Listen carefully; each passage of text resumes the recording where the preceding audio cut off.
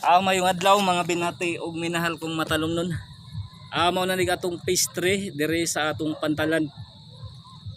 Gibuhat ni sa atong mayor aron aduna na joy mo dunggo nga barko dire sa kuan. Dire sa atong lungsod.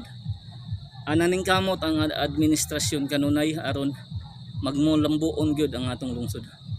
Ato gayong suportahan ang administrasyon kanunay headed by sa atong maabtik nga mayor Eric S. Pahulio ug mga kauban.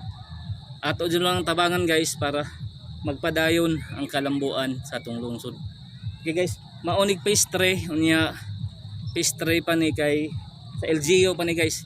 Pero hinghatag ang atong congressman aron mas mutaas pa ni nya mas mulapad pa ang atong pantalan. Okay, among itor sa atong pastry unya musunod dayon ang katong hinatag ni congressman nga para sa atong pantalan nga budget. Ato gayong suportahan ang administrasyon headed by sa atong maabtik nga mayor Eric S. Pahulio ug mga kauban. Ug ato pong kuan guys ang atong congressman atong ipadayon ang pagsuporta sa atong congressman si Kare aron magpadayon ang kalambuan sa atong lungsod. Okay. Among ito guys kung kuan maunig ato ang busing pagsugod sa pastry.